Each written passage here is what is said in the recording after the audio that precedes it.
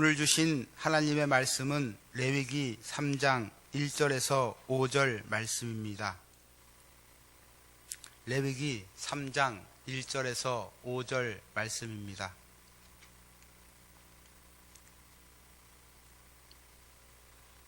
구약성경 147면에 있습니다.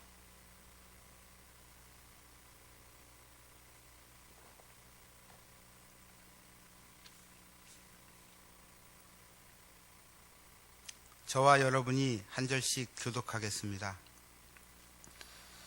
사람이 만일 화목제의 제물을 예물로 드리되 소로 드리려면 수컷이나 암컷이나 흠없는 것으로 여호와 앞에 드릴지니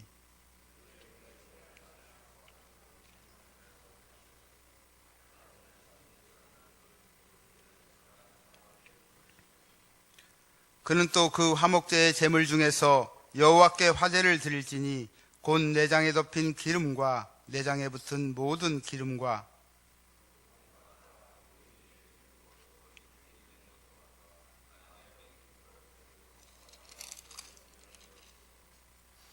같이 읽겠습니다. 아론의 자손은 그것을 제단 위에 불 위에 있는 나무 위에 번제물 위에서 살을 지니 이는 화제라 여호와께 향기로운 냄새니라. 아멘. 구약시대 제사의 종류에는 번제, 소제, 화목제, 속제제, 속건제 이 5가지가 있습니다. 이것을 구약의 5대 제사라고 합니다. 어떤 분들은 신약의 시대에는 이후에는 제사를 드리지 않기 때문에 구약의 5대 제사를 중요하게 생각하지 않기도 합니다. 그렇습니다. 이제는 구약과 같이 그러한 형식의 제사는 드리지 않습니다.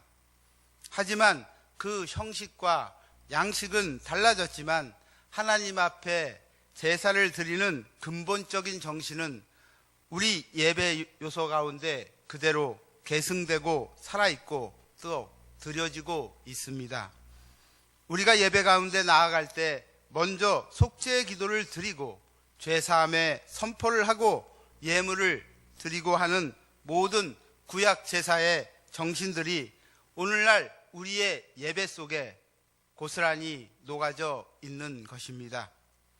오늘 본문은 구약의 5대 제사 중 화목제에 대하여 말씀하고 있습니다. 화목제는 하나님과 사람 그 사이에서 화목을 상징하는 제사입니다. 그리고 이 화목제는 고대 중동 사람들의 계약 간습이 배경이 된 제사였습니다. 구약 사람들은 화해를 위하여 쌍방이 계약을 할 때 함께 식사의 교제를 나누었습니다. 이것은 고대 시대부터 행해지던 그들의 관습입니다. 이 식사에는 3가지 의미가 있습니다. 먼저 서로 화해가 이루어졌다는 의미입니다. 두 번째로 계약을 반드시 이행하겠다는 책임과 의무가 있다는 표시입니다. 그리고 마지막으로 계약을 즐거운 마음으로 이행한다는 표시입니다. 그래서 계약을 체결한 후에 식사를 하는 것입니다. 이러한 관습은 성경에도 나타납니다. 창세기 26장에서 이삭은 아비멜렉과 계약을 체결한 후 함께 식사를 합니다. 야곱은 삼촌 라반과 돌기둥을 세우고 계약을 맺고 식사를 합니다. 화목제는 이러한 화목 계약이라는 중요한 관습을 배경으로 하고 있는 것입니다. 하나님과 이스라엘 사람들 사이에서도 이와 같은 계약이 있습니다. 레위기 26장 12절 말씀입니다. 나는 너희 중에 행하여 너희의 하나님이 되고 너희는 내 백성이 될 것이니라. 즉 하나님은 이스라엘의 하나님이 되고 이스라엘은 하나님의 백성이 되는 계약입니다. 또 하나님은 율법을 주고 이스라엘 백성은 하나님의 율법을 지키는 계약입니다. 그래서 화목제를 드리는 사람은 이와 같은 하나님과 맺은 계약을 전제로 제사를 드리는 것입니다.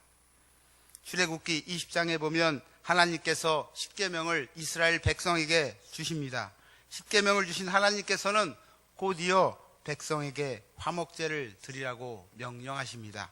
출애굽기 20장 24절 말씀입니다. 내게 토단을 쌓고 그 위에 내 양과 소로 내 번제와 화목제를 드리라. 내가 내 이름을 기념하게 하는 모든 곳에서 내게 임하여 복을 주리라. 아멘. 또 출애굽기 24장에서 모세는 여호와의 산에서 율법을 받습니다. 그리고 산에서 내려와 백성들에게 이 율법을 선포합니다. 이스라엘 백성들은 그 말씀을 듣자마자 번제와 화목제를 드리고 모세와 아론과 이스라엘 장로 70인이 함께 모여 식사를 합니다. 그래서 화목제에는 감사제와 자원제와 서원제 세 종류가 있는 것입니다. 계약으로 화해가 이루어진 걸 감사할 때 감사의 화목제를 드립니다. 계약으로 이행한다는 결의를 표현할 때 서원의 화목제를 드립니다.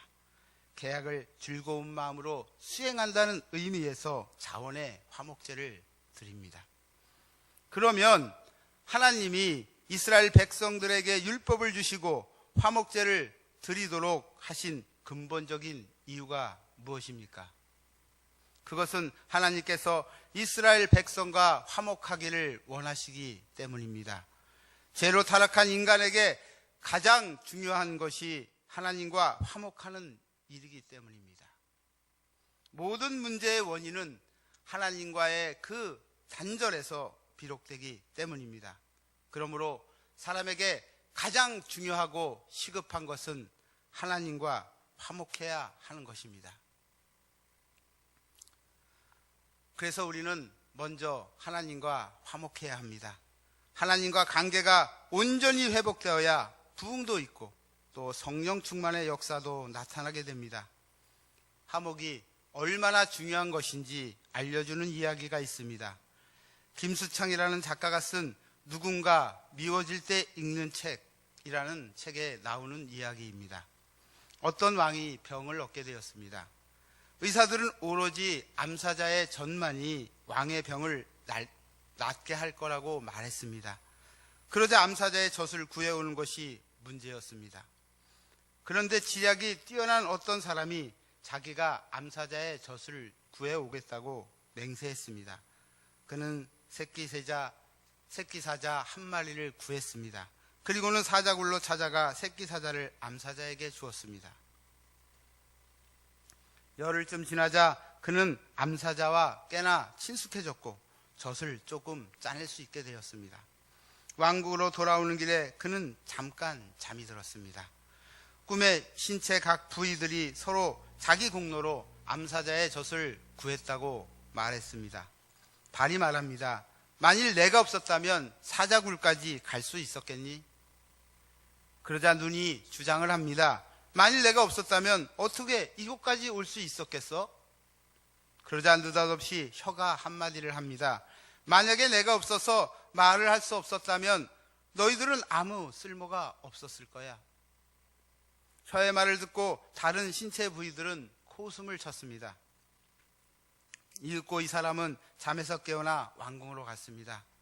그리고 암사자의 젖을 왕 앞에 내려놓으며 이렇게 말하는 것이었습니다. 이것은 개의 젖입니다. 혀가 엉뚱하게 말하는 바람에 암사자의 젖은 바닥에 버려지고 이 남자는 매를 흠씬 맞은 다음에 궁에서 겨우 빠져나올 수 있었습니다. 그제서야 혀를 비웃던 신체의 각 부위들은 혀가 얼마나 강력한 존재인지를 알게 되었답니다. 이렇게 화목하지 못하면 아무리 성공한 것 같아도 자멸하게 되어 있습니다. 죽도록 고생한 모든 수고가 한순간에 낭패가 됩니다. 사자젖의 가치가 개의 젖의 가치로 떨어질 수밖에 없습니다. 화목은 우리의 삶 가운데서도 매우 중요합니다. 행복하게 살기를 원하십니까? 그러면 화목해야 합니다. 아내와 남편이 가정에서 화목하지 못하면 행복은 없습니다. 직장에서 일하면서 화목 상사와 화목하지 못하면 그 직장 생활은 지옥과 같을 것입니다. 정치계가 화목하지 못하면 나라 전체가 방황하는 것입니다. 세계 도처에서 끊이지 않는 전쟁의 고통도 화목하지 않기 때문에 일어나는 것입니다. 그런데 이 모든 불화의 근본적인 원인이 어디에 있습니까? 누구나 행복을 원하지만 그럴 수 없는 이유가 무엇입니까? 그 근본적인 이유는 하나님과의 단절에 있습니다.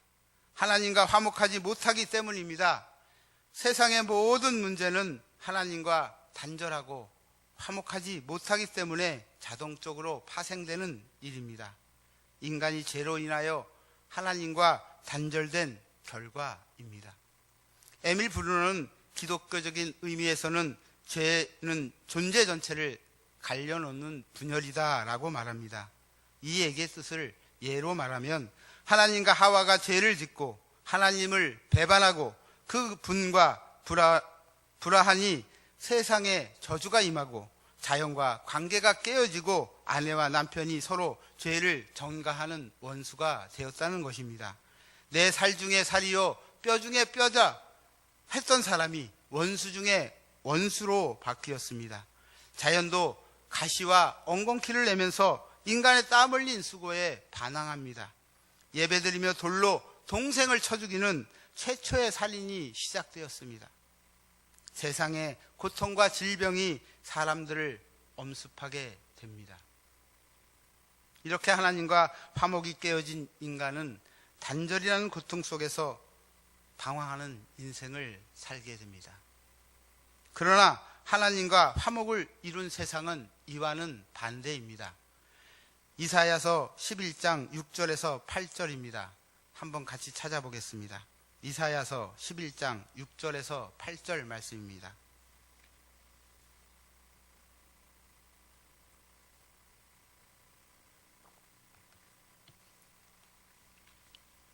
이사야서 11장 6절에서 8절 말씀입니다. 11장 6절에서 8절 같이 봉독하겠습니다. 그때에 이리가 어린 양과 함께 살며 포범이 어린 염소와 함께 누우며 송아지와 어린 사자와 살진 짐승이 함께 있어 어린아이에게 끌리며 암소와 곰이 함께 먹으며 그것들의 새끼가 함께 엎드리며 사자가 소처럼 풀을 먹을 것이며 젖 먹는 아이가 독사의 구멍에서 장난하며 젖된 어린아이가 독사의 굴에 손을 넣을 것이라. 아멘. 이와 같은 세상이 하나님이 우리에게 주시기 원하는 세상입니다. 그러므로 하나님과 화목하는 것이 가장 중요하고 시급한 일입니다. 하나님의 주권 아래에 있는 이 세상에 살고 있는 인간에게 하나님과 화목하는 것은 절대적으로 필요합니다. 하나님과 단절된 관계 속에서 사람이 진정한 성공과 행복을 찾는다는 것은 불가능합니다. 그저 성공했다고 행복했다고 세상에게 속는 것에 불과한 것입니다. 하나님과 화목되지 않고 되는 것은 아무것도 없습니다. 성도 여러분, 어떠한 문제를 가지고 있습니까? 해결되지 아니한 문제가 있습니까? 먼저 하나님과 회복을 하시기 바랍니다. 그러려면 예수 그리스도의 피가 필요합니다.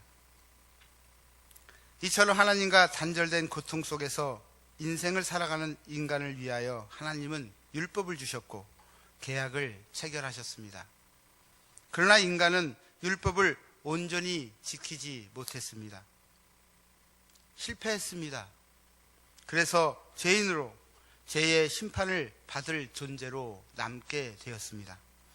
그래서 하나님은 다른 계획을 하십니다. 죄인된 사람을 대신해서 죄 없는 사람이 그 죄의 값을 지불하는 것입니다. 예수님을 화목제물로 삼는 것입니다. 로마서 3장 25절 말씀입니다.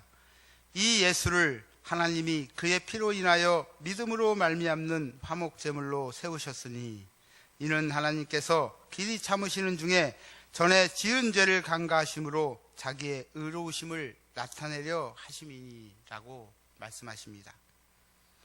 예수 그리스도의 피만이 온전한 화목을 이루게 하십니다. 소의 피로도 할 수 없습니다. 양의 피로도 할 수 없습니다. 솔로몬이 화목제로 드린 소 22,000마리, 양 12만 마리의 그 피로도 의인이 되는 것은 아니었습니다. 화목제의 피가 나를 대신하는 상징은 될 수 있지만 나는 아니기 때문입니다. 그러면 내 피로는 됩니까? 안 됩니다. 우리는 죄인이기 때문에 죄인의 피를 대신할 수 없습니다. 오직 점없고 흠없는 우리의 화목제물이 되신 예수 그리스도의 피로 가능합니다. 그래서 예수님은 이것은 죄사함을 얻게 하려고 많은 사람을 위하여 흘리는 바 나의 피, 곧 언약의 피라고 선포하신 것입니다. 오직 예수 그리스도의 피만이 우리의 죄를 씻어주십니다. 오직 예수 그리스도의 피만이 하나님과 화목하게 하는 화목제물이 될 수 있습니다. 그래서 요한은 요한일서 4장 10절에서 이렇게 고백합니다. 사랑은 여기 있으니 우리가 하나님을 사랑한 것이 아니요 오직 하나님이 우리를 사랑하사 우리 죄를 위하여 화목제로 그 아들을 보내셨습니다.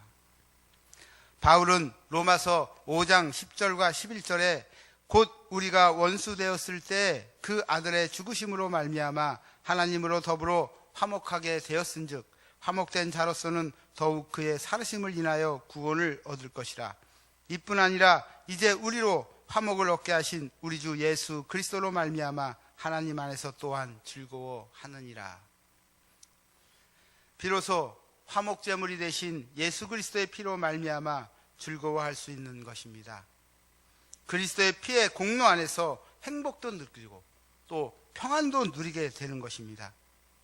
하나님과 단절됨으로 시작된 모든 문제들이 화목제물 대신 그리스도의 피로 해결되는 것입니다. 그러나 여기서 끝나지 않습니다. 자기의 몸을 화목제물로 주신 그리스도가 우리에게 요구하는 것이 있습니다. 마지막입니다. 화목을 위한 사명자의 역할을 하라는 것입니다. 돈 리처드슨의 화해의 아이라는 책이 있습니다. 인근 부족들과 거의 완전히 고립된 채 석기시대의 풍습을 그대로 유지하고 살아가는 부족들의 이야기를 생생한 체험을 통하여 기록한 저자의 실화입니다.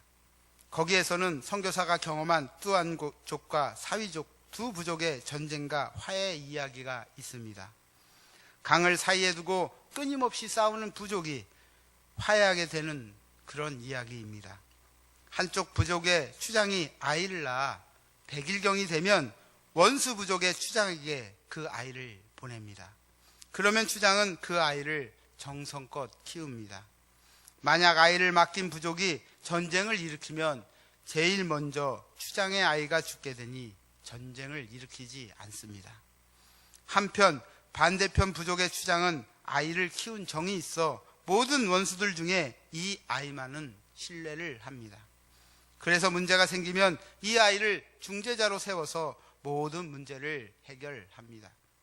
이 아이가 있는 동안에는 이 두 부족 간에 평화가 있습니다. 그래서 이 아이를 화해의 아이라고 합니다. 예수님이 바로 이런 분이십니다. 하나님의 아들로서 하나님과 원수된 이 세상에 오셨습니다. 그리고 하나님과 인간 사이에 화해를 위한 제물이 되셨습니다. 그러면 예수님은 구체적으로 어떤 인간을 위해서 오신 걸까요? 예수 믿는 우리들만을 위해서 오신 것입니까? 예수님은 우리들만을 위해서 죽으신 분이 아니십니다. 예수님은 우리들만을 위해 화해의 아들로 보내심을 받은 분이 아닙니다. 예수님은 온 세상을 위한 화목 제물이 되신 분이십니다. 요한일서 2장 2절입니다. 저는 우리 죄를 위한 화목 제물이니 우리만 위할 뿐 아니요 온 세상의 죄를 위하심이라. 하나님은 우리를 위해서 화목 제물이 되셨을 뿐 아니라 지금 예수님을 알지 못하고 방황하는 세상의 수많은 사람들을 위해서 화목제물이 되셨습니다. 골로새서 1장 20절 말씀입니다. 한번 같이 찾아보겠습니다. 신약 성경입니다. 골로새서 1장 20절 말씀입니다.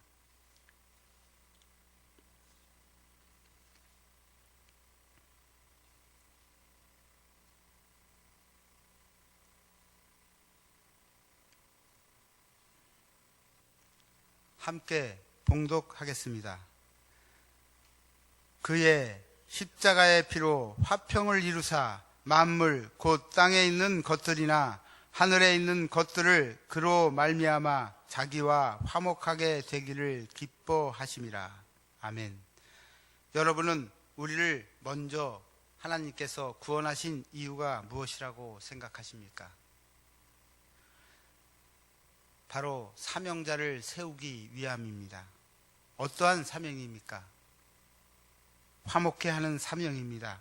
즉 하나님과 원수단 세상 사람들을 전도하는 사명입니다. 구원받은 사람은 모두 전도의 사명을 부여받은 사람들입니다. 모두가 화목하게 하는 전도의 사명을 받은 사람들입니다. 성도 여러분, 지금 당면한 문제들을 해결하고 싶으십니까? 그렇게 해결되기를 원하십니까? 성령 충만을 경험하시기를 원하십니까? 진정한 내 외적인 부흥을 원하십니까? 먼저 하나님과 화목을 이루시기 바랍니다. 그것이 가장 시급하고 중요한 일입니다. 그리고 화목제물 대신 그리스도 안에서 그 즐거움을 누리시기 바랍니다. 그리고 그 능력으로 화목자의 사명을 감당하시기를 바랍니다. 기도하시겠습니다.